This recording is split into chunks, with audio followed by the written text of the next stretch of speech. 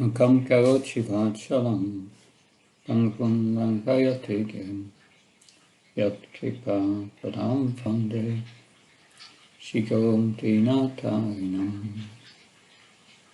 Omakyana Timandasya Chansha Shakam, Shakshur Militam Yena Tasmai Shri Gurave Namah. Namo Vishnu Padaya Krishna Pastaya Bhutale Srimati Bhaktivedanta Swami Namo. Namaste Saraswati Devi Gauravani Pacharana Nirvishesha Shunyavadi Paskachaya Dejataya. Today we will start a new chapter. That chapter, the Gopis glorify the song of Krishna's flute. This chapter is also known as the Vihe-Bhaktivedanta. The Vihe-Bhaktivedanta. So we heard in the previous chapter that the pain of separation of the Gopis increased by the wonderful breeze because it reminded them of Krishna. So in this chapter we will hear of the reactions of the Gopis on hearing Krishna's flute. So most of the chapter will be about the flute of Krishna. These Gopis are the highest lovers of Krishna. So in this chapter we will get a deeper insight in the consciousness of those who have developed the most intense love for Krishna. So they are the highest lovers of Krishna. From this chapter we can get a glimpse what is pure love for Krishna. The Gopis see Krishna everywhere. We will see how the animals, the trees, the creepers, the flowers, how they react to the fruit of Krishna and how ecstasies manifest.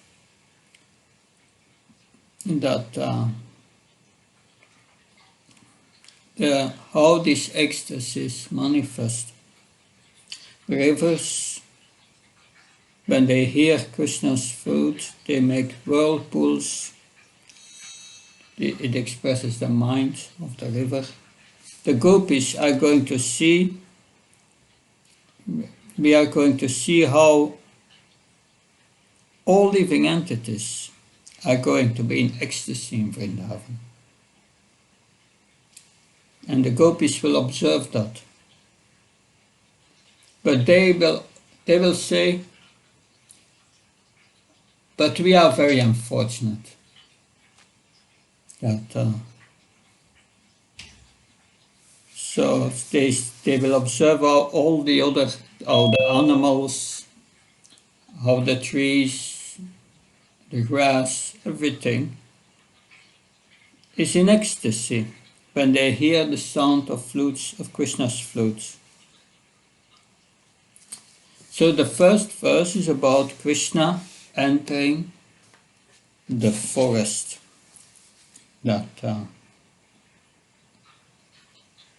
So verse 1.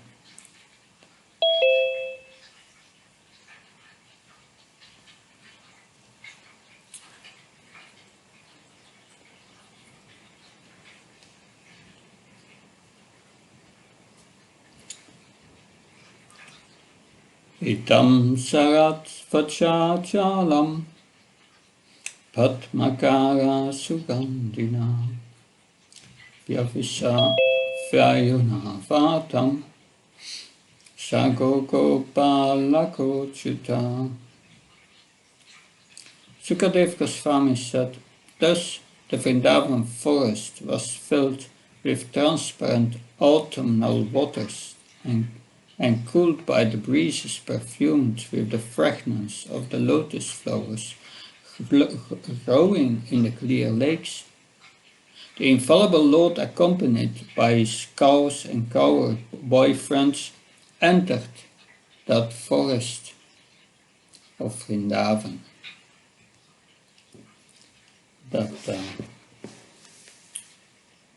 So we will read first the commentaries. First the commentary on Sonnet of Sanatana Goswami.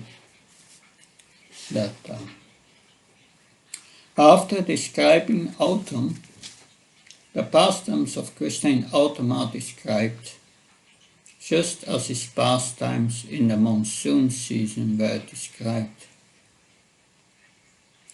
This description continues until the end of the chapter. The forest is described as attractive by its nature, with attractive waters and breezes as an ingredient of his pastimes in 1.5 verses. The natural quality of water, clarity and attractiveness manifested because it was pure.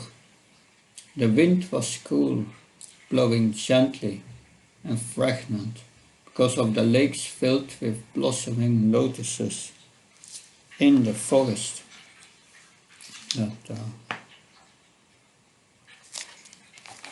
So, Srila Vishwanath Bhakti Thakur says, this chapter describes how the gopis, being pained by Krishna's flute song, repeatedly sing the glories of that flute. So we will explore in this chapter. Yes, they are pained by Krishna's flute song, and they repeatedly sing the glories of that flute. Why are they speaking about the flute and not about Krishna? That's the first question. They also praise the animals, demigoddesses, and the forest of Vrindavan. Although staying in the village, the gopis relate what they see through the transcendental eyes of their heart, namely the various charming pastimes Krishna enacts upon entering the forest of Vrindavan. So they see these pastimes in their heart. Vishwanath Sarvati Thakur says that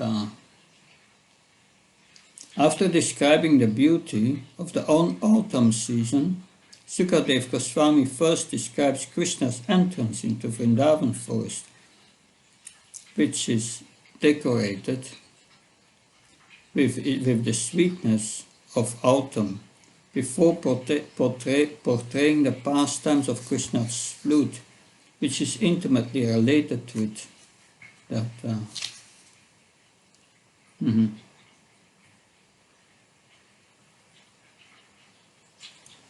So, the wind became fragrant and cool. Padmakar Sugandhina. By passing over the lotus-filled lakes, Krishna, along with his cows and cowboys, entered the forest, permeated Vatam by sweetly scented breeze. The word Vayuna, wind, is singular instead of plural, to indicate a very gentle breeze. The word Madhupati of the next verse is the subject of this verse, if the alternate reading of this verse substitutes the word Vanam for Asyuta. So we will hear more about it, this word Madhupati. And the gopis, they see through the transcendental eye of their heart. And so I will now read some parts of the descriptions from Shivarama Maharaj's books not the stories that he tells, but the descriptions described of, or in, which have been inspired by our previous acharyas. Just a moment. Yes. This is the Vihe-Gita.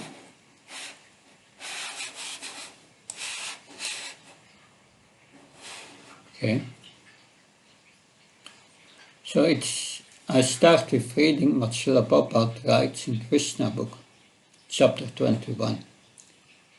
Krishna was very pleased with the atmosphere of the forest, that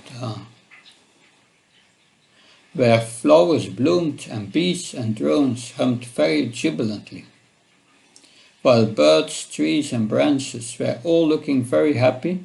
Krishna, tending the cows, accompanied by Sri Balaram and the cowherd boys, began to vibrate his transcendental flute. So this is the autumn season, which is the best of all seasons, which competes with spring with its fragrant aroma of blossoming flowers, the verdant condition of the forest, and the attention of Krishna's Ras Lila pastime. Because these descriptions are a prelude to this pastime,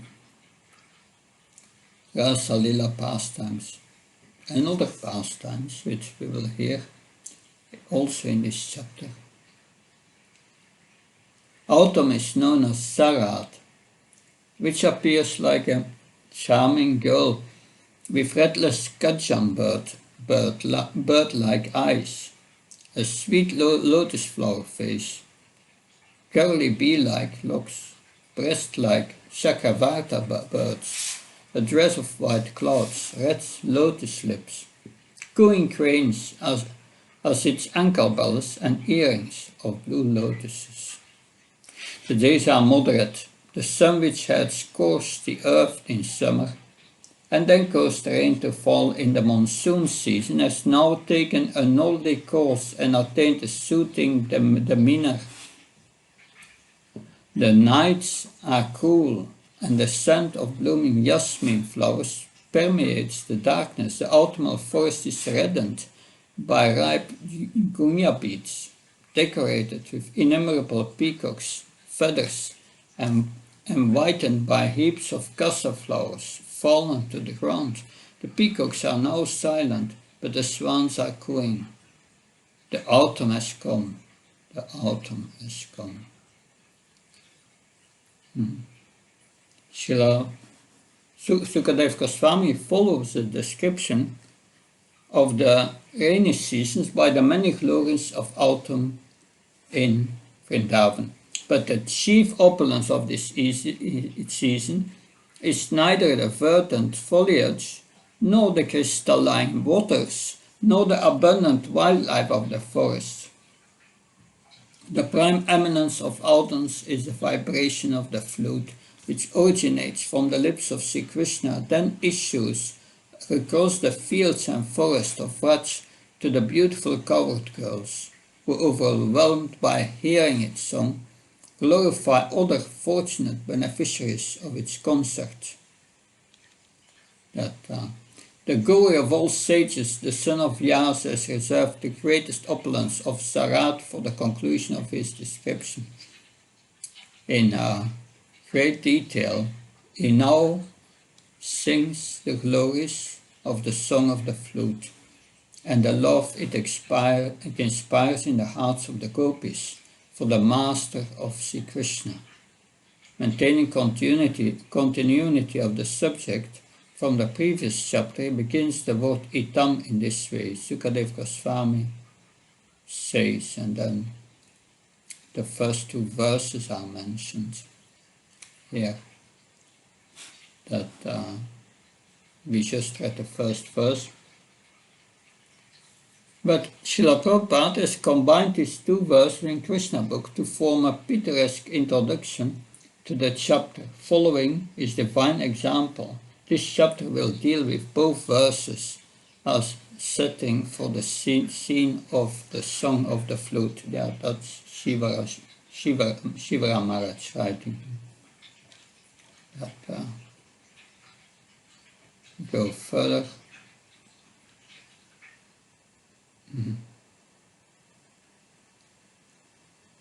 So Shri Krishna is allured by the charm of Vrindavan, for it is the manifestation of his own internal potency.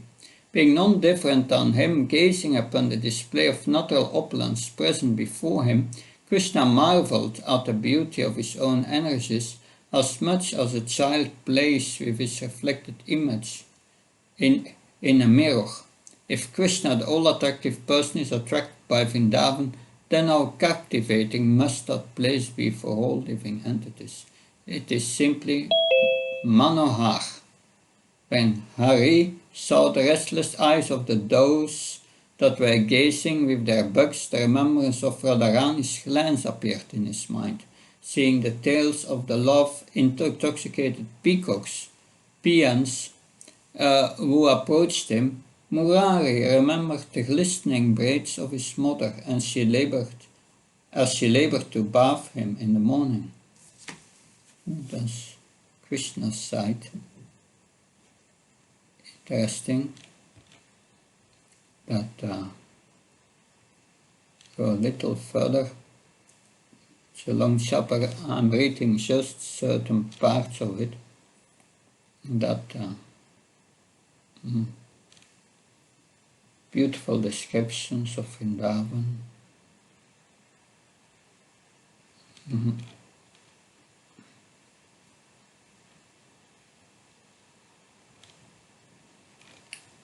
This whole Vrindavan is described here, Varshan, and also Kamyavan, many other places. That, but the gopis, they will experience great separation. We have in a previous verse heard that it's like one moment of separation from Krishna is experienced as 100 yugas. That's like Lord Chaitanya says in the Shikshastikam, Nimesha, just a moment of a second is like 12 years. So that is the consciousness of the gopis, which we will try to understand now. This perfect Krishna conscious gopis who are in Mahabhav, a stage which is beyond our imagination. That they are hearing this flute, but they are at home. They are kept inside during the rainy season, and now that the rainy season is over, still they cannot go out. If they go out, they are always observed by their mother-in-laws. Socially, they cannot even look at Krishna. So, but still the desire to speak about Krishna is so intense. But they cannot. Therefore they speak about the flute in an indirect way.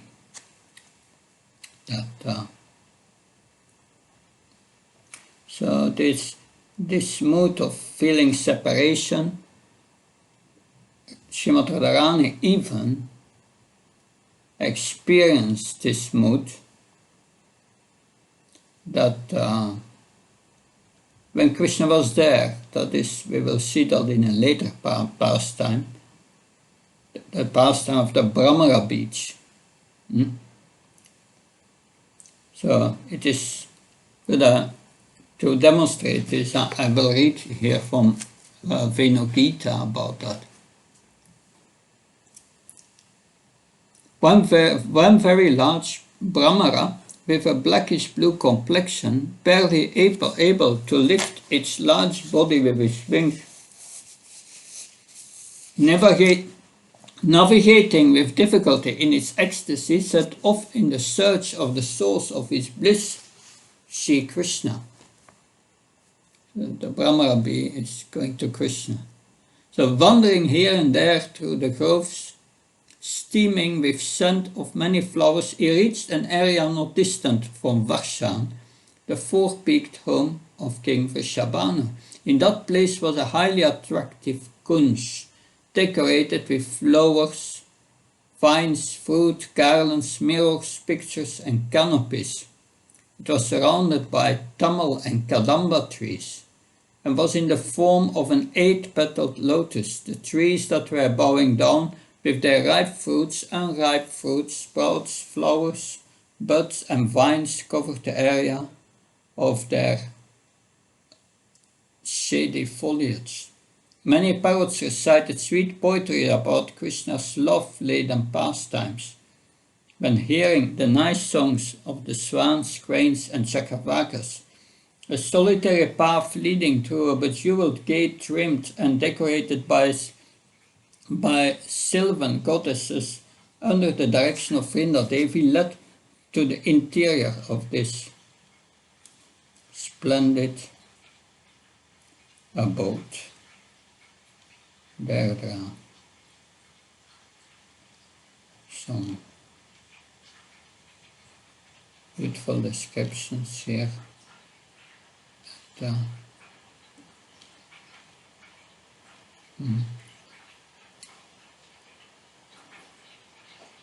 So, here, when the bee tasted the honey like breath of Radha and Krishna, he felt the greatest pleasure and could do little else but stay in the close vicinity of such a sweet bouquet. The vicinity he chose in his delusion happened to be the lotus face of Sri Radha, which became more alarmed at the persistence of this unexpected guest, interrupting at the most inopportune moment, expressing alarm with the words "Hi, hi," while her beloved sat bemused and insolent. Sri Radha arched backwards like a golden bow, her body supine, her hair hanging down like the body of a serpent. Then that king of Brahmins, the protector of religious principles, and the most intimate friend of Vraj's prince, of Vraj's prince, who is that most intimate friend? It's Madhumangal, who had dozed at the entrance of the kunj after consuming an immeasurable quantity of mangoes, became charging through the gate, brandishing a stick, his sikha flying, his wrapper dragging on the ground. With clear Brahminical acumen, he immediately assessed the situation and called out, "Hey Rogue, how dare you attack the princess of Varshan in the presence of her guardian Sri Krishna and his minister of world fame, Madhumangal?" Charging forwards, with stick in his hand, he slashed the air as if preparing to parry with a wild beast. Feeling the movement of the air, the strong vibrations of sound, and the disturbance in the subtle ether, the bumblebee considered it wise to escape from where he came, and betook himself in the direction of the gate. An enraged Bhatta closed behind him, while the charming laughter of Sri Krishna echoed through the forest like a distant cascade of bliss. Sri Radha recovered from her fright and raised her body to behold her beloved, painting in labor great beads of perspiration on his brow and his rotund belly heaving. Madhumangal returned from his mission with the words, "Madhusudan has gone," he said. But Madhusudan is also a name of Krishna. The sound of the words Madhusudan has gone, entered Sri Radha's ear like a deadly poison and caused the loss of her vision. While Bhattu referred to the bee as Madhusudan, in her confusion Radhika took it to mean Sri Krishna. When she looked in his direction, she saw her own reflection in his body, while his gentle laughter echoed as if a distance, taunting her. Dilating her eyes echoed as if at a distance, taunting her. Dilating her eyes to see better, she searched everywhere for Krishna, without whom her life was without meaning, but saw only a baffled Madhu. Thinking that her beloved had left her alone, unable to see that he was sitting by her side, Radha collapsed like a vine without support with the words, he has gone, crying uncontrollably, her sobbing shaking her delicate golden frame, hot tears streaming from her lotus eyes. Radha exhibited the symptoms of prema vaishitya, separation in union. So this prema vaishitya, that she has feelings of separation and Krishna is just sitting near to her. So this is Radha's Mahabhav. But also the gopis here, they experience that, this separation, and they feel the urge to speak about Krishna when they hear his flute, and internally they see everything what's going on into the forest, and they see how the deers, the trees, the flowers, the rivers, how they all can see Krishna and they can't see it. They must remain at home. So they think themselves very unfortunate that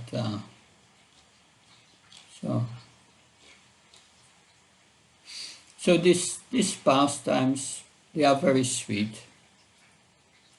Bilvamangal Thakur writes, Madhuram, Madhuram, Paparasya Vibho, Madhuram, Madhuram, Vadanam, Madhuram. Madhugandhi Mritu Smitameta, Om Madhuram, Madhuram, Madhuram, Madhuram. The transcendental body of Krishna is very sweet, and his face is ever sweeter than his body. His soft smile on his face, which is like the fragrance of honey, is still sweeter. So here in this verse we have heard that it's in the next verse, Madhupati, that this word Madhupati, sweetness, the master of sweetness, is interpreted by our previous acharyas in different ways. So now I will hear Sukadev Goswami is read the second verse of this chapter.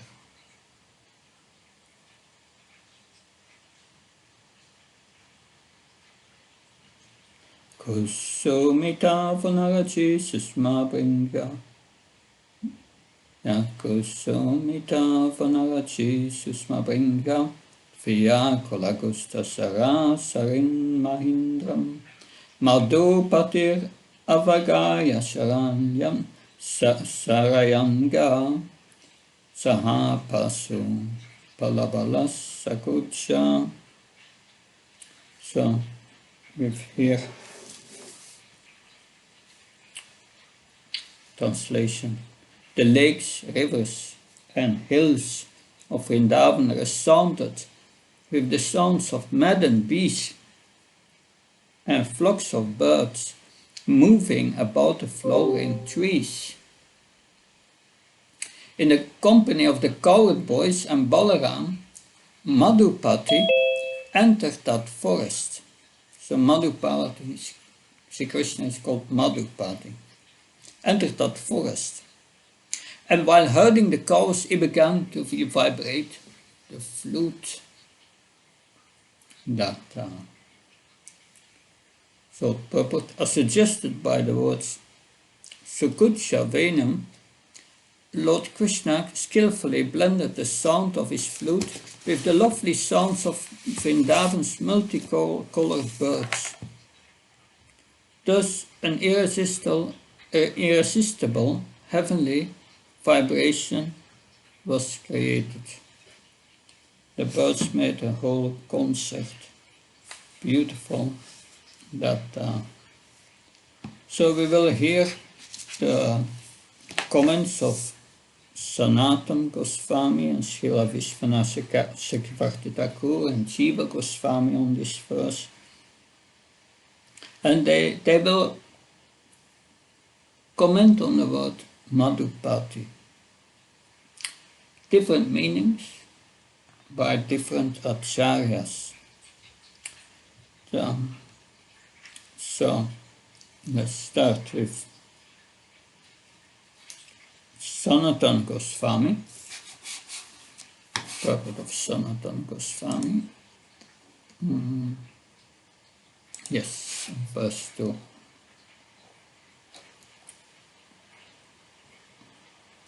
The setting is a stimulus for love. Stimulus for love.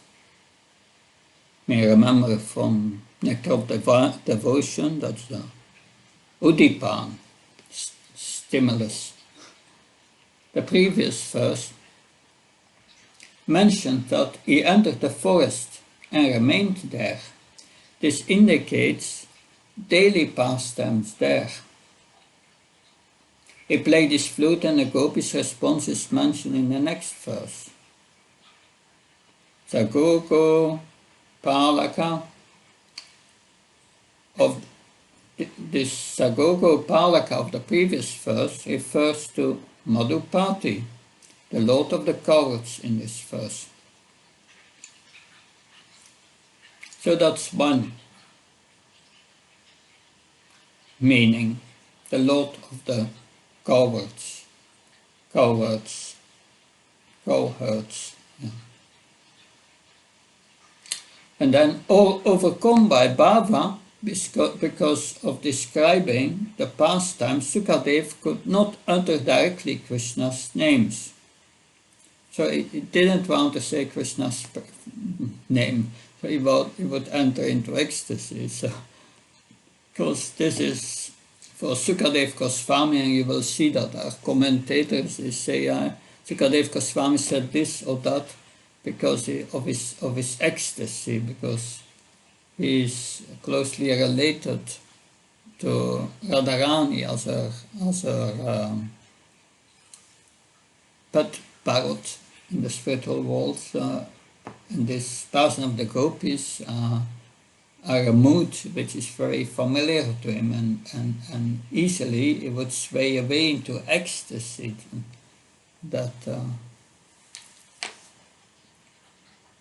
So in verse 5, also his name is not mentioned for the same reason. Interesting how Sanatana Goswami has this deeper insight. Sitshuka accepts the version with Asyuta. As Lord of the Yadavas, Madhupati is another meaning of Madhupati, the Lord of the Yadavas. Herding cows is not possible.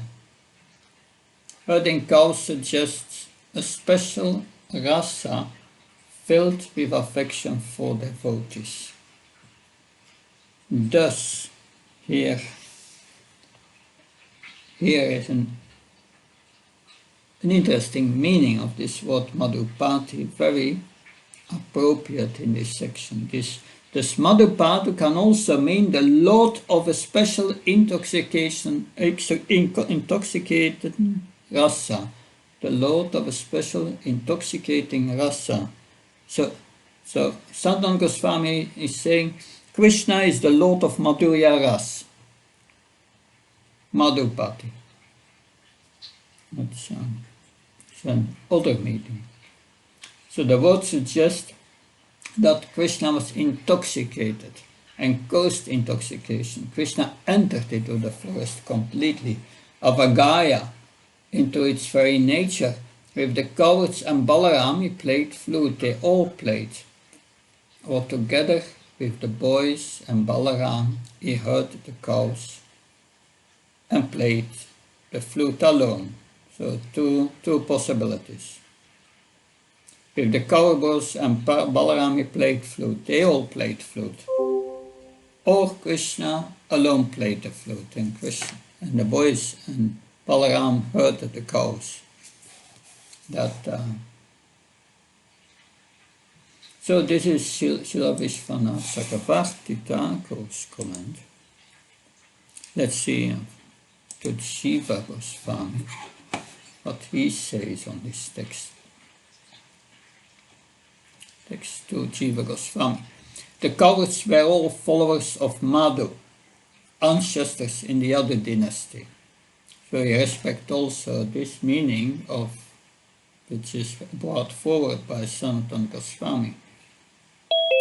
The Madhu is the ancestor in the Yadu dynasty, since they were members of the Yadu dynasty, and thus Krishna is called Madhupati, Lord of the cowherds.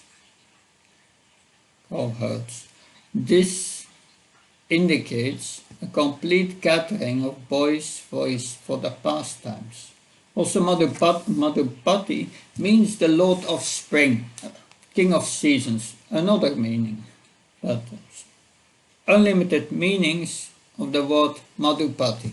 When the Lord of Spring enters the forest, then the autumn forest becomes even more beautiful. It's interesting, all these meanings are aspects of Krishna, are aspects of the situation that by going in this meaning, our acharyas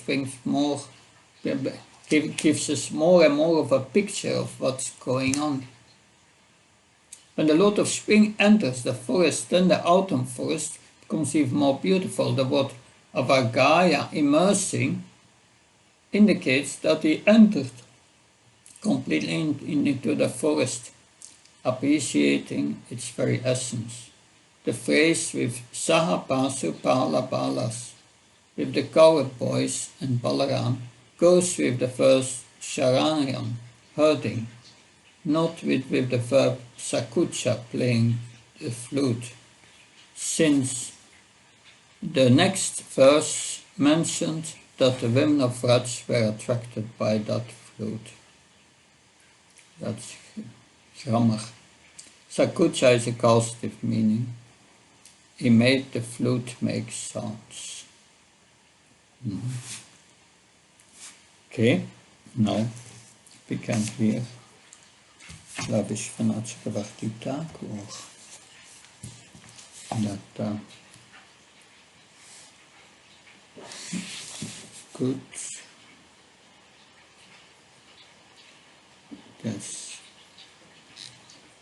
As Krishna, Madhupati entered Avagaya, the forest with its mountains, lakes, rivers and flowering groves, he skillfully blended his flute song, Sakucha Venam, with the lovely sounds of Vrindavan, chirping birds and buzzing bees.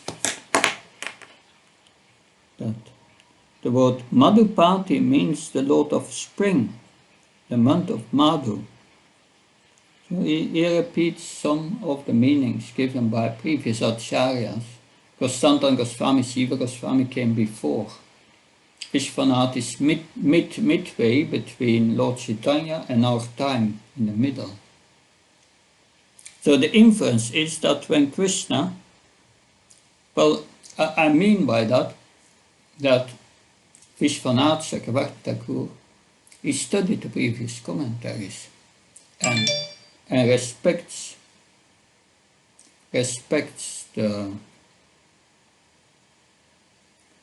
these commentaries and builds further on that.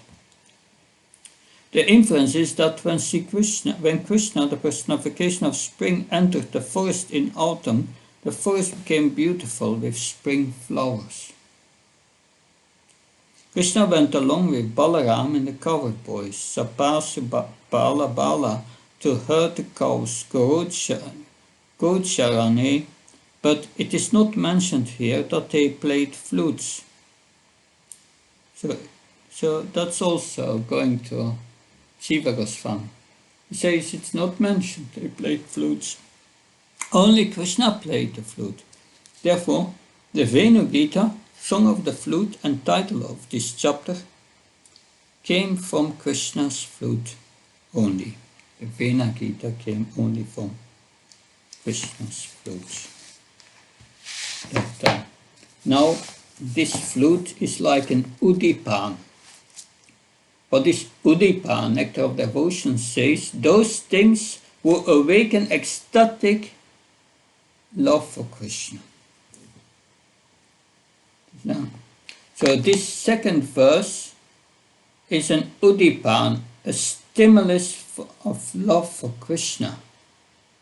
All verses of this chapter are udipan, but especially this verse 2.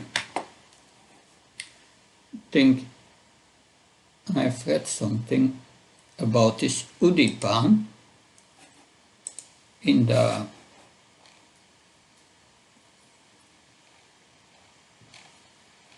Venu Gita.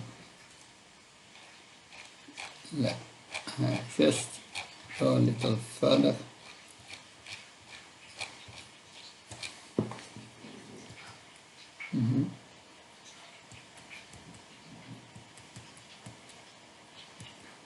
The description.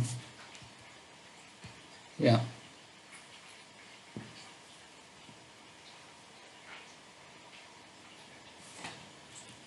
So the term udipan is described in Nectar of Devotion as follows. Udipanas tu te prokta bhavam udipayantiye. Those things which awaken love are called udipan. It is instructive to understand udipan as a division of vibhav, which is the cause for relishing attachment to Krishna. That is also described in this way. Tatraheya vibhavastu ratyavas asvadana etava et vidalambana eke tatai vodipana pare. The cause bringing about the tasting of love for Krishna is called vibhav. Vibhav is divided into two categories: alamban, support, and udipan, awakening. According to Sri Rupa Goswami, Krishna's flute, his place of residence, Vrindavan Dham, and his paraphernalia, like the peacock feather or his dress, are some of the impetus which can awaken ecstatic love for him. So, for a devotee, hearing about Vrindavan, seeing the peacock feather, seeing remembering Krishna's dress, it gives rise to ecstatic love when one is pure in heart. So introducing the transcendental atmosphere of Vrindavan, Sukadeva Goswami awakens attraction to the Lord within the heart of his reader. Indeed, ecstasy, the first symptom of spiritual consciousness, can be awakened by attentive reading of Srimad Bhagavatam. This extraordinary arrangement of natural beauty is arranged for Krishna's pleasure by his eternal potency, whose personification is Vrindadevi. She is the presiding lady of Vraj forest and groves, and it is after her that Vrindavan has received its name. With a golden complexion tinged with the color of kumkum, Vrindadevi always dresses in blue clothing and ensures the forests of Vrindavan are properly equipped to fulfill Shri Govinda's needs. That so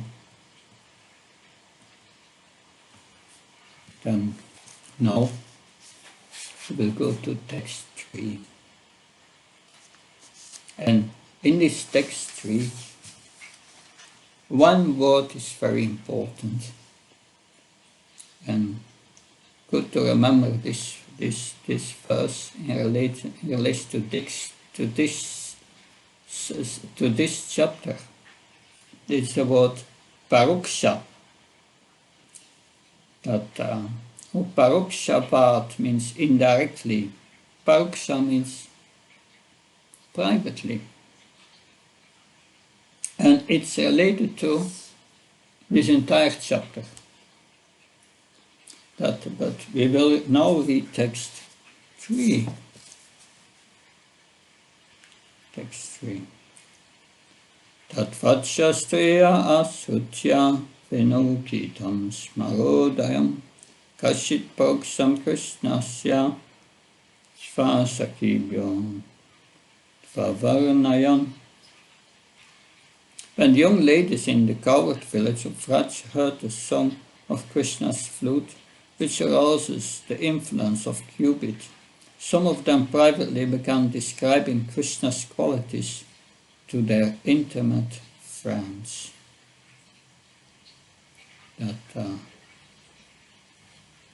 So, here you have that word, Kashit Paroksham Krishnasya. They spoke privately of them. What does it mean? These gopis are at home, they hear the flute of Krishna, enters her heart, and that has an immense effect on them. They see Krishna in Vrindavan in their heart, and their longing becomes, their love becomes so intense,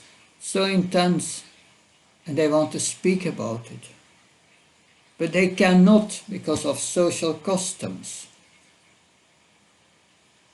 But privately, with the gopis, with which they are privately associating, with the gopis of their group, they are speaking privately these verses. Paroksha. And they speak these verses, but they don't speak about Krishna because they cannot do. So they speak about the flute, and if they speak about Krishna, it's Krishna and Balaram and the coward boys together.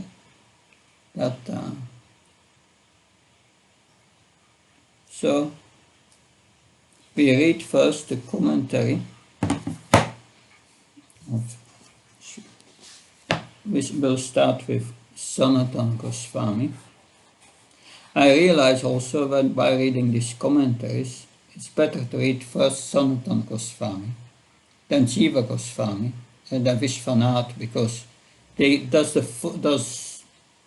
Sanatana is the oldest, and it comes down like that. Then also Sridhar Swami should come first when there is a commentary. Sometimes we have also a commentary of Sridhar Swami.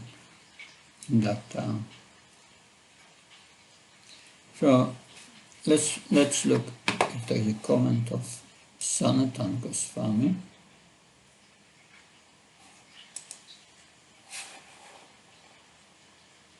Yeah. Sanatana Goswami writes,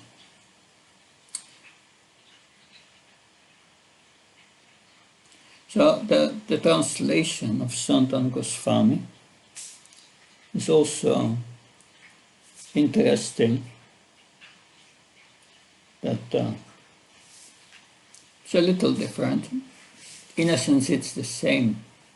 But he writes, when the young ladies in the coward village of Vraj heard the song of Krishna's flute, which arouses the influence of Cupid, some of them privately began describing Krishna's qualities to their intimate friends. So at that place, the gopis began to describe him constantly. or began describing the flute after hearing his flute, an avarnayam.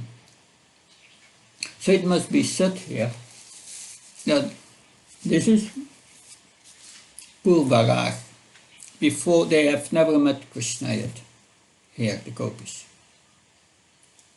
They saw Krishna when Krishna came back from herding the cows at 4 p.m. in the afternoon. They saw Krishna, but from in the bushes, and they were not looking at Krishna directly. They could not do, or for social reasons. So they were looking from the corners of their eyes, and then sending glances, we will hear.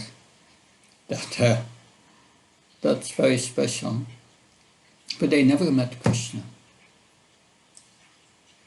So, at that place the gopis began to describe him constantly, or began describing the flute after hearing his flute on Avarnayam. The cause is mentioned. The song of the flute manifested his love or remembrance of the Gopas, Marodayam, or seeing the water, etc. Or the song caused an appearance of desire in the gopis. Though Krishna's nature is always like this, now because of manifesting a special bhava with special playing of the flute, this occurred. Therefore, at this time the gopis began to speak. Hearing the flute song, which was filled with Krishna's special love for them, or which was most enchanting, they began describing him, because the sound manifested love. The women of Vraj, or living Vraj, heard from far off, or heard distinctly Asrutya, the song, since it was filled with Krishna's special desire or strong love for them. The sound of the flute was filled with strong love for them. How this, you must be in Mahabhav to experience that, this Madhurya Ras of the gopis. But they were strongly affected by hearing the sound, or they slightly heard Asrutya, the song of the flute, or heard the song by the flute. The sound of the flute manifested as a song because it seemed to sing a special grace of its own by the touch of Krishna's lips. Some of them with special bhava, such as Radha, began describing Krishna. Though all the women of Vraj heard the flute, some felt parental affection, not conjugal love. That's interesting. Conjugal love, only the gopis felt it. Difference of perception of the song of the flute. Thus the women are not included in the gopis who began this. These women were not, those women were not included in the gopis who began describing Krishna in this chapter.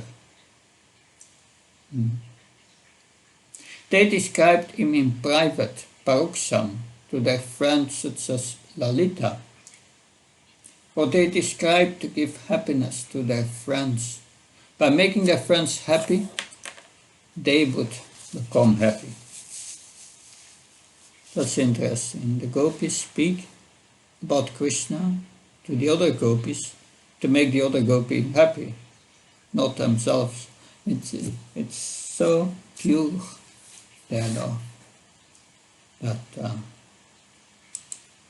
let's see if there is Jiva Goswami.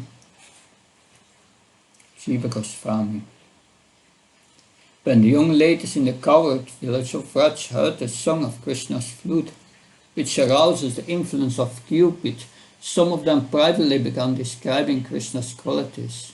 to their intimate friends. On hearing the flute, the gopis began to describe him consciously, or began making songs of their own, Avarnayam.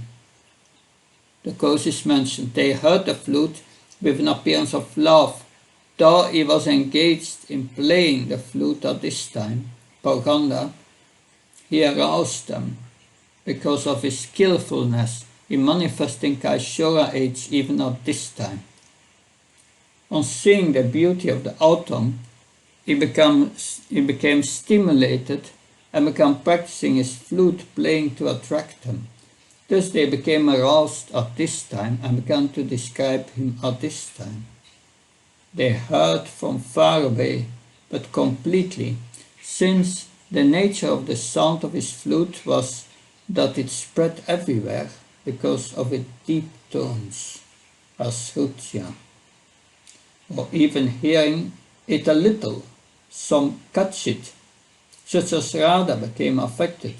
All the women of Vraj heard, however, these sounds described as Sarva Bhuta Manoharam, attracting to all living entities. Thus women like Yasoda became aroused with Vatsalya sentiment, that's what Santam Goswami said, not Madhurya sentiment or Smarodayam. Radha spoke to her friends such as Lalita to reveal her mental anguish. She told only her intimate friends, far because of great embarrassment. Moreover, she did this privately, hiding her emotions. Only very intimate friends, Machita Matsat Prana Bodha Janta Pashpram Katyam Samam Nityam Tushanti Sharamanti Cha Paravathita. So that is Shiva, and now Vishwanath is a shorter comment. Hearing Krishna's flute song, the gopis began describing indirectly Paroksham to their friends about Krishna entering the forest. The word Paroksha indirectly is used because the gopis were located far away from Krishna in the village of Vraj. Indirectly. They described Krishna entering the forest, and they were not there, they saw it in their heart. That so deep was their absorption. And that's also explained in Nectar of Instruction 8, text 8. In the Perpetual, Prabhupada speaks about these five stages of Smaranam, Smaranadasa, that when one remembers Krishna constantly, then Krishna will first reveal his form, Srila Prabhupada says there. And then after that, after his form, will his environment. Krishna is not alone, and the whole Vrindavan appears. And then in the next stage, Krishna is not alone, he's with his associates. His associates appear. So these are stages of realization of the one who comes to Asakti and then Bhava. And we see this Gopidharma above that stage even, Mahabhav. But we cannot imagine what their consciousness is like, but we get a glimpse here of their consciousness. That so the flute is connecting the gopis with Krishna. Now, let's see. I think there was some interesting passage in the Venu Gita about this, the Parokshavad, that, if I find it quickly.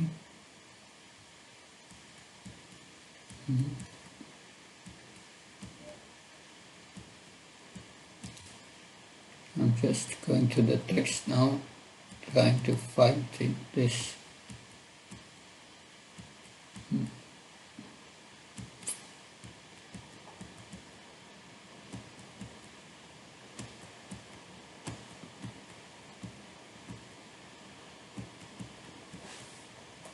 This time I do a search.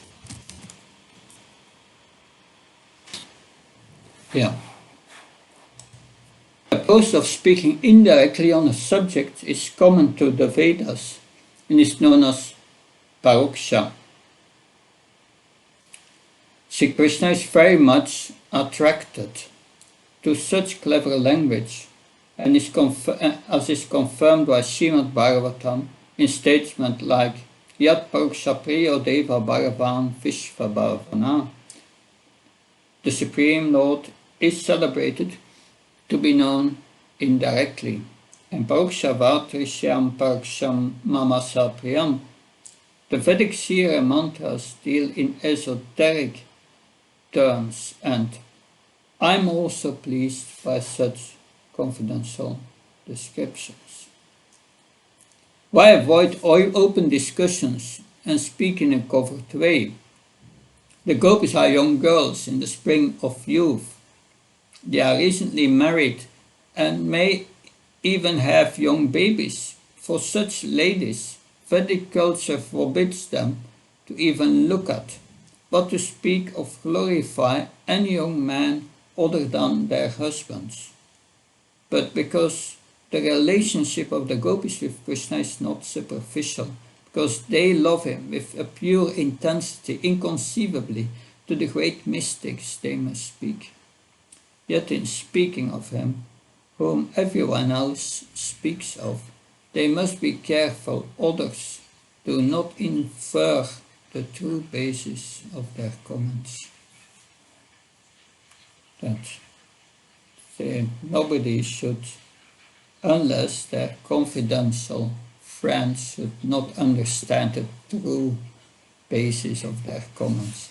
If such things became known, it would be a source of great embarrassment for them and a disgrace to their families. Thus their true feelings cannot be expressed in public. The language of the gopis must remain confidential. The entirety of the Venugita is an example of paroksha. Repeat it, the entirety of the Venugita is an example of paroksha, indirect speech. To hide their exclusive attachment to Krishna, they speak of Krishna, Balaram in a coward voice. To speak of the nectar of his lips, they glorify the fortune of the rivers. To meditate on his lotus footprints, they sing the good fortune on this earth planet. To contemplate his blackish complexion, they describe the billowing clouds overhead. Every statement of the gopis is a hidden meditation on Krishna, disguised to protect themselves from outside criticism and conceal the depth of their love from each other's, while giving vent to an irresistible urge to sing his glories with friends. Paroksha also means that they spoke privately. Those gopis who share a common mood will speak together on the topic of the flute and Sri Krishna. According to their bhava, different groups and subgroups of gopis appreciate Krishna in different ways. Sukadev Goswami says, Svasakibhya, the gopis who are in the same group or subgroup, because of their sharing a common attraction, will meet privately and describe Krishna's qualities with those they see as intimate friends, Sakis. By describing Krishna's flute playing, the gopis naturally describe his unlimited qualities, for the two remain constitutionally inseparable. In this way, on the plea of discussing one thing, they automatically speak of other things.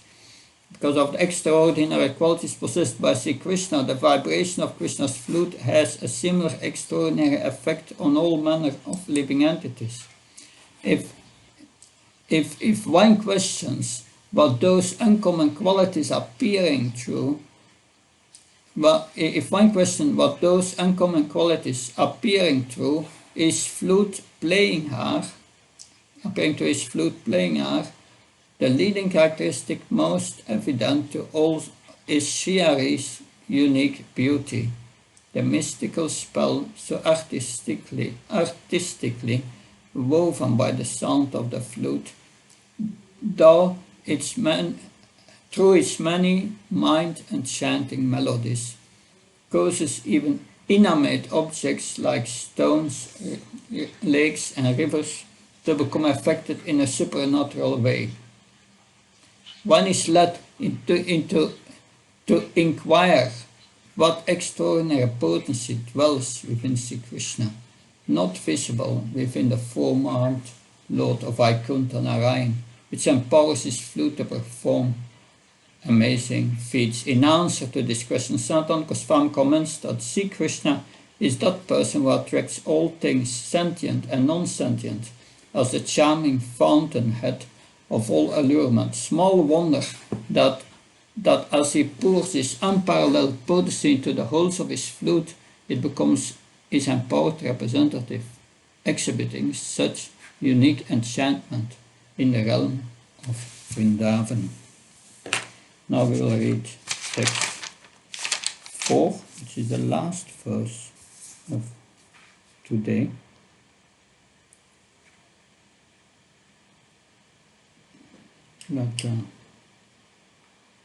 Text 4.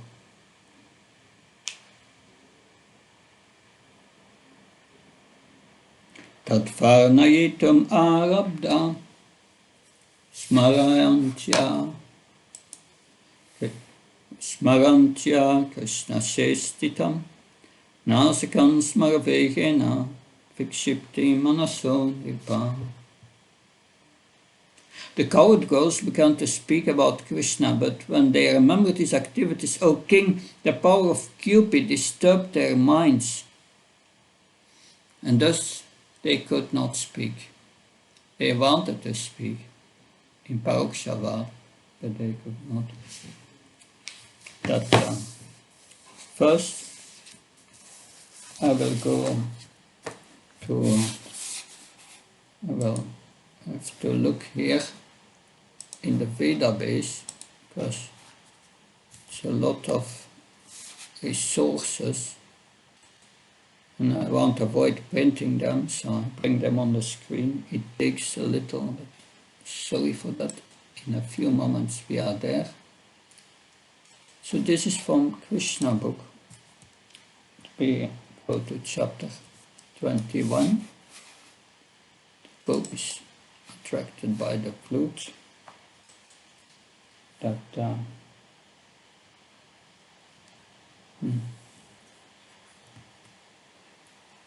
Yeah, it's a third paragraph.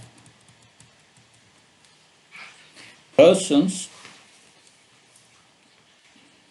it's one paragraph we will read. Persons who are constantly engaged in the transcendental meditation of seeing Krishna internally and externally, by thinking of him playing the flute, entering the Vrindavan forest and tending the cows with the cowherd boys, have really attained the perfection of samadhi. Samadhi trance means absorption of all activities of the senses in a particular object, and the gopis indicate that the pastimes of Krishna are the perfection of all meditation and samadhi. So that's the perfection of samadhi, Srila Prabhupada said. It is confirmed in the Bhagavad Gita that the topmost, that anyone who is absorbed in thought of Krishna is the topmost yogi, yoginam apasarvanam. So that's Srila Prabhupada in Krishna book. But now we will go to another part. We go to the Srimad Bhagavatam.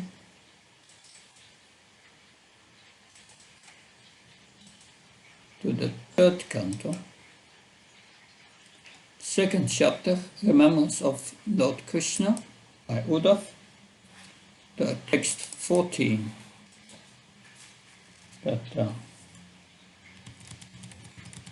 So this is Uddhava. The damsels of Vraj, after pastimes of laughter, humor, and exchanges of glances, were anguished when Krishna left them. They used to follow him with their eyes, and thus they sat down with stunned intelligence and could not finish their household duties. Sat down with stunned intelligence. The purport of 3 to 14, that in his boyhood at Vrindavan, Lord Krishna was notorious as a teasing friend in transcendental love, to all the girls of his age.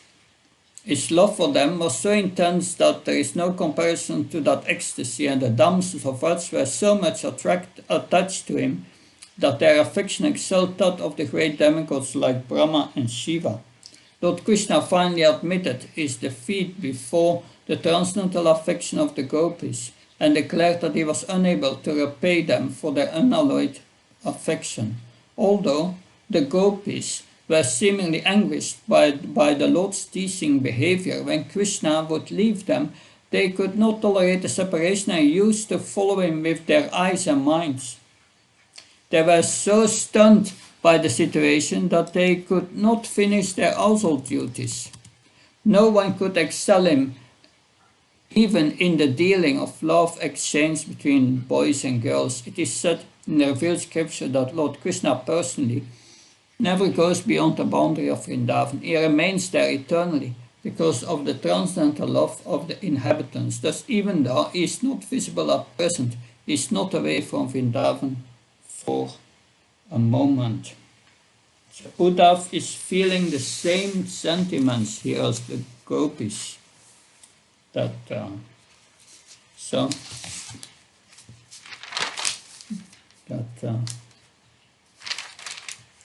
Then we have Sanatana Goswami's point. Sanatana Goswami. A short one.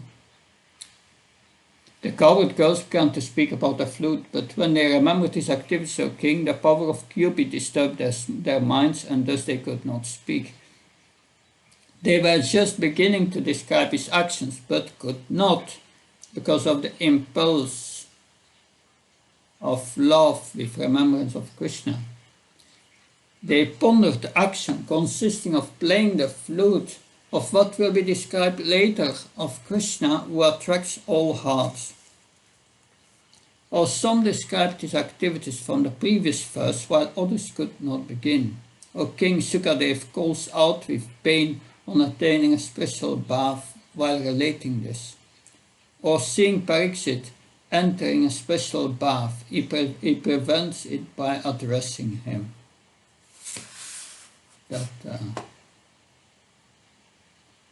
That's interesting. O King, Sukadev calls out with pain on attaining a special bath while relating this. Or seeing Parikshit entering a special bath, he prevents it by address. Interesting. Or Sanatana Goswami sees the broader picture, not only the pastime, he also Sukadev and Parikshit. And why Sukadev tells us things in a certain way, so that Parikshit does not enter a special bath. It's mind-blowing, this comment. See, next one. That's Jiva Goswami. This verse describes the sequence of the arousal of love. They began to describe him privately, indirectly, paroksham in the previous verse.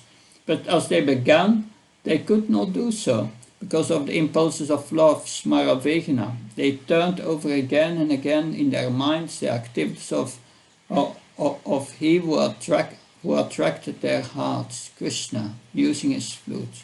O King, Sukadeva addresses Parikshit with great pain produced by his intense emotions, where he calls to Parikshit to control him when he sees that Parikshit is developing strong emotions. So he's reflecting Sanatana Goswami.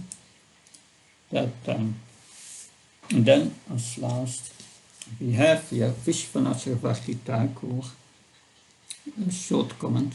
When the gopis attempted to describe the song of the flute, they could not do so because their hearts became overcome with strong desires for Krishna. Too much ecstasy. Now we go back to the Bhagavatam. And I will read some lines of this purport. And this is a verse from back to the Veda base, Canto 4, text, chapter 28.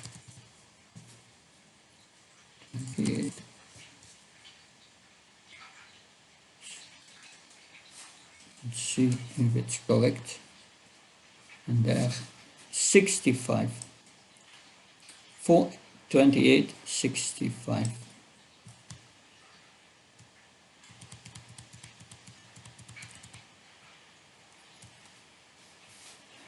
Which is the last verse.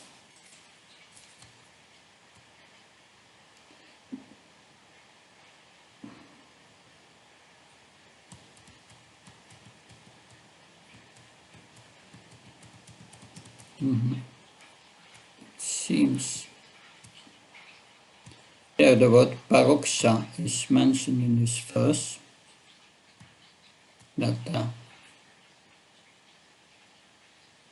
My dear King Prachinabhari, the Supreme Personality of Godhead, the cause of all causes, is celebrated to be known indirectly. As I have described the story of Puranjana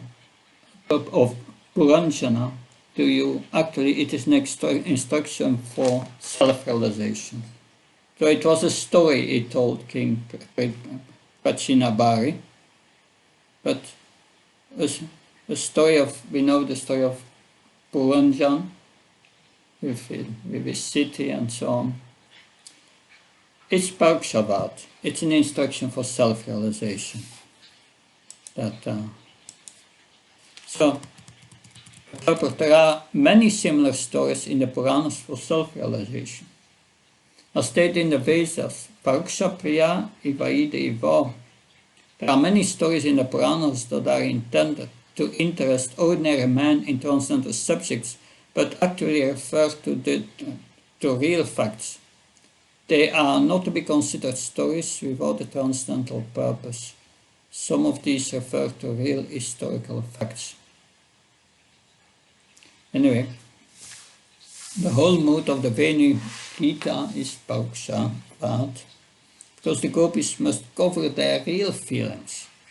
So they are talking about Krishna and Balaram, the cowards also. But every statement of the gopis is a hidden meditation on Krishna. They meditate in a confidential, indirect way. So this Purvarag is a type of meditation, a stimuli, udipan, for further meeting. So these were the first 4 verses of today, which gives us an insight. Well, it gives us an idea of the pure love of the gopis. I would not speak even from an insight. To get that insight, you need to be really advanced and a lot of mercy. But anyway, hope we learned something. Any questions or comments?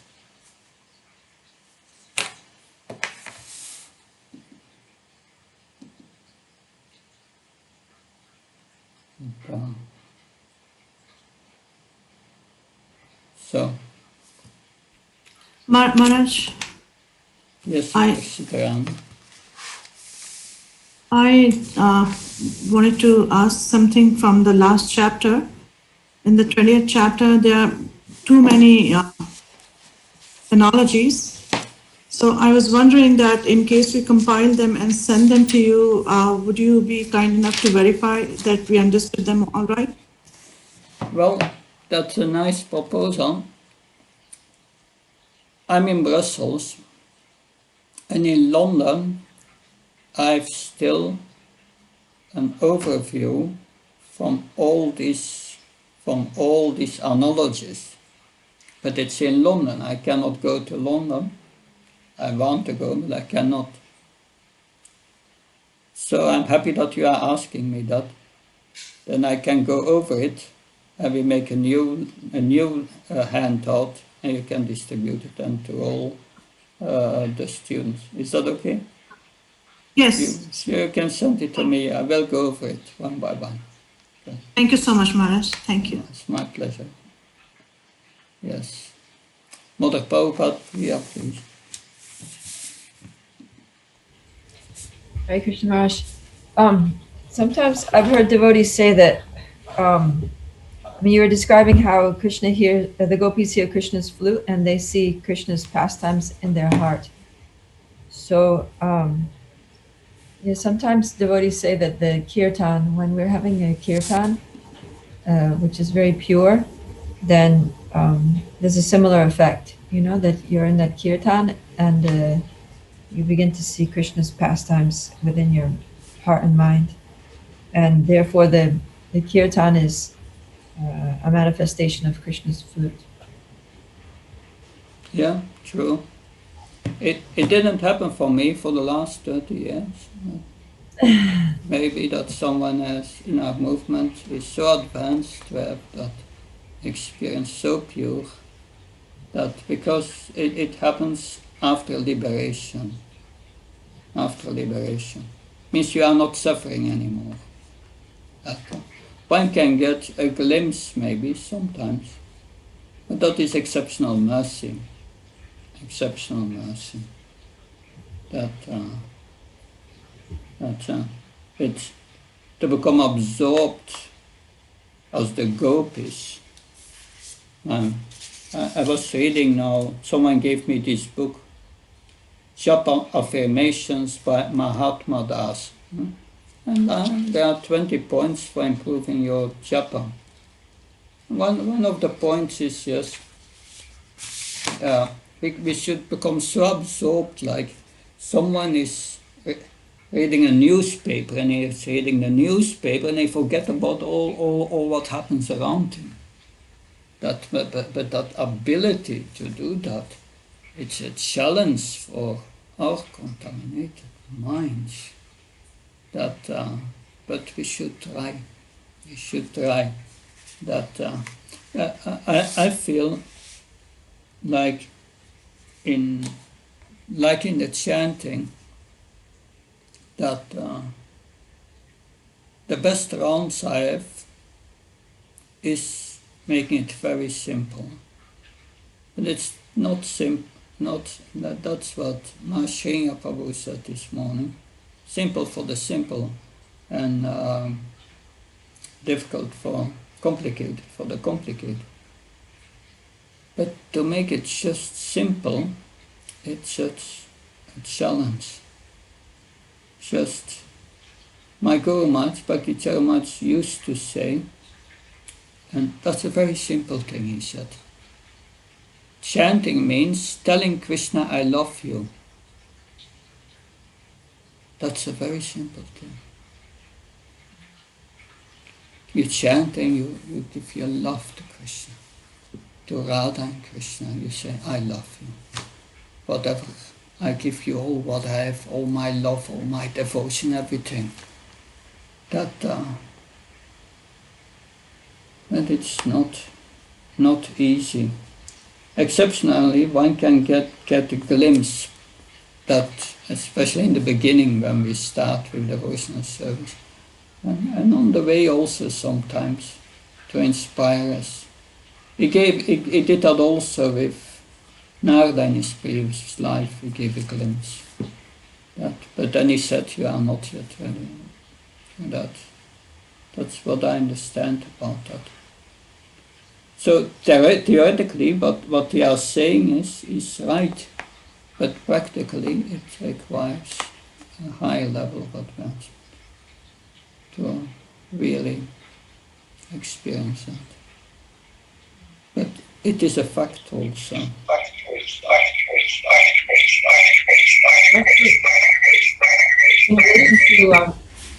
In relation to Krishna's flute, I've also heard that, in the very beginning of the creation, when Krishna imparts the Vedic knowledge to Lord Brahma, that imparting, like the sound vibration of the Vedas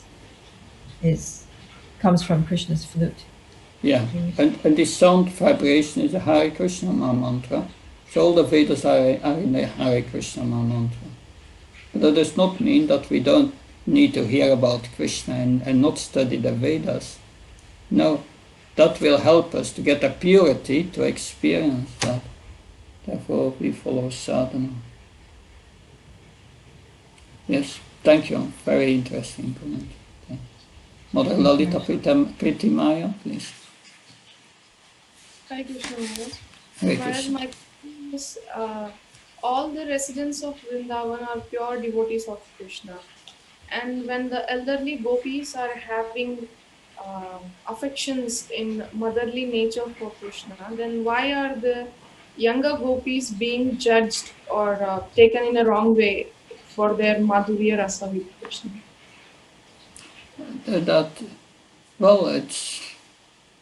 It's their natural position in the spiritual world.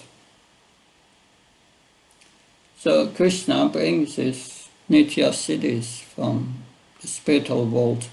Not all the gopis are Nitya Siddhis. There are many groups, and we will hear about that later. Very amazing yes, but they have their Svarup as Nitya Siddhi, and they are exhibiting that in the pastimes. And all those with this gopis with that Mathurya ras, they are these young gopis in these pastimes. But these pastimes are eternal.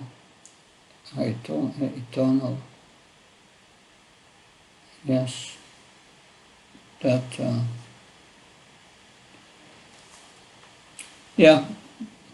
So that is the point.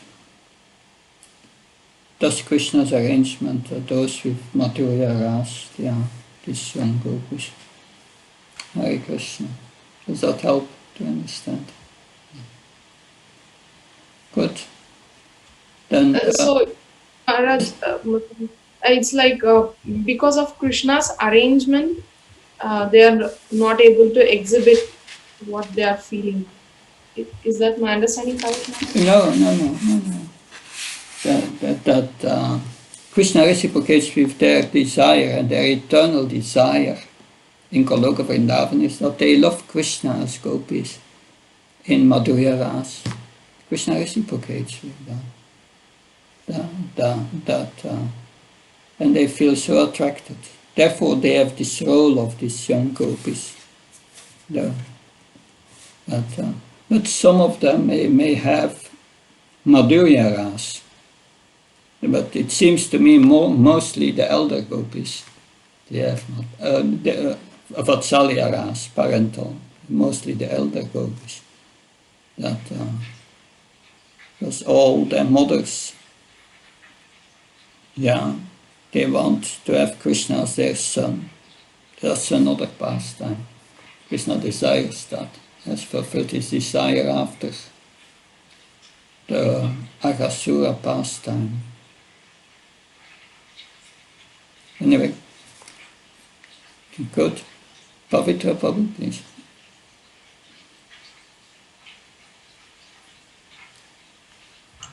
Hare Krishna Maharaj.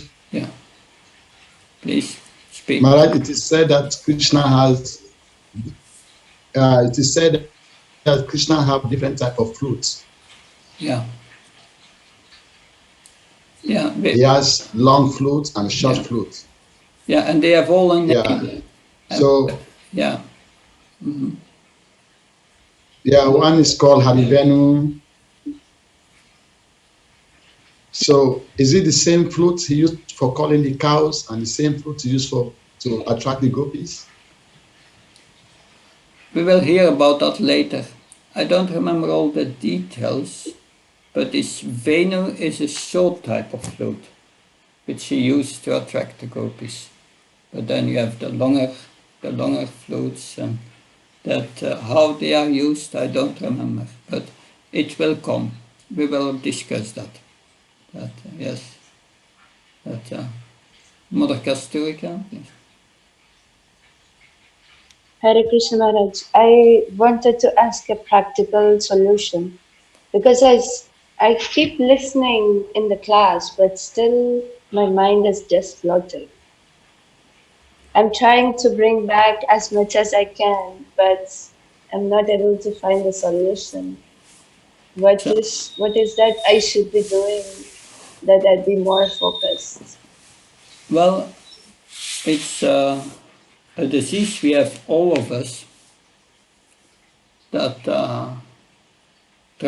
try to be balanced in what you do, so that you are a little peaceful, and try to avoid the greatest distress if possible, that not to engage too much in, and that because I propose that you hear it again.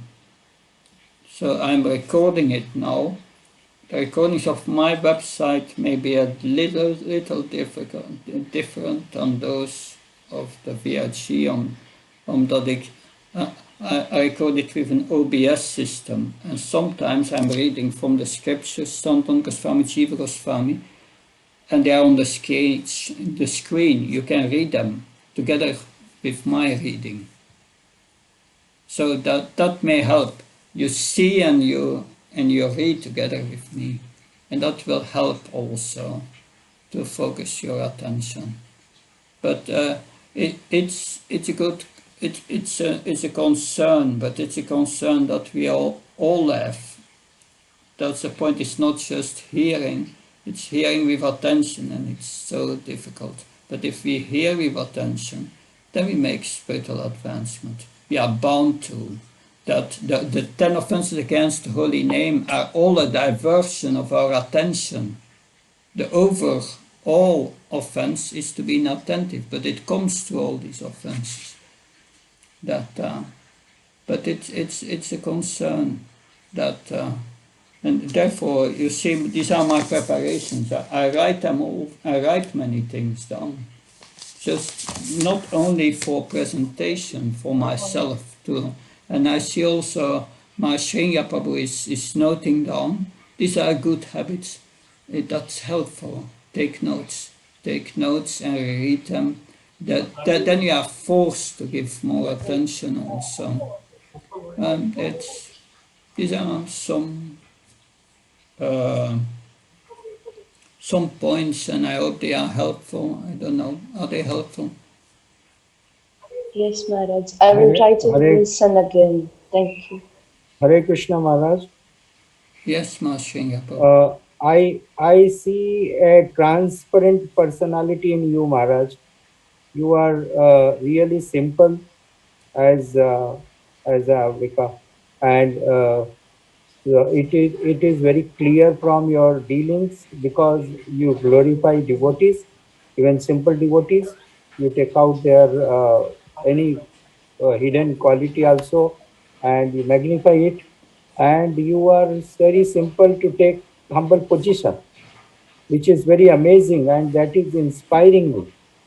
It is wonderful, and today I am so excited to hear about Guru Maharaj, because His Holiness Bhakti Charu Swami Maharaj was very kind, very loving to me. I got his mercy approximately more than 8 months, his personal association. I could get his Mahaprasad several times. Thank you, Maharaj. Hare Krishna. Right. I'm a great nonsense. I'm just trying my best and speaking on these pastimes. It's not what I'm qualified for, but maybe Prabhupada Priya, Mother Prabhupada Priya, anything else we can do? Hare Krishna Maharaj. Yeah, I have another question, because you were reading from the commentary of Sanatan Goswami that when Shukadeva Goswami was noticing that Parikshit was about to enter into Yeah. deeper bhav, then Shukadev sort of he tones down his description. He kind of slows down the progression of the narration. But I was thinking, well, isn't it the desired effect of hearing Srimad Bhagavatam is that the hearer begins to relish feelings in relation to Krishna? Why would he want to prevent that from happening? Well, the reason that Bhujan Prabhu gave was during this class was that he didn't want Maharaj Pariksit to get in ecstasy and then he doesn't hear anymore. He wanted him to continue to hear, and that and he wanted to prevent that. So he was concerned about himself entering ecstasy, but also about Maharaj Pariksit. And that's somewhat I feel that Shiva Goswami is telling us. Does that make sense? Yeah, okay. So not that he wouldn't feel some bhava, but that it wouldn't become so extreme that he would lose consciousness or become unaware. Yeah. Okay. Good. This was a long class, the beginning of the Venu Gita, and we will go to more of this nectar in the next classes. But we will go slow. There is a lot of comments and deeper insight to be gained from all these verses. So on Monday we will discuss text 5 and 6. Only 2 verses, but with extensive comments. Thank you very much. Hare Krishna, Jai Prabhupada. Thank you so much, Maharaj.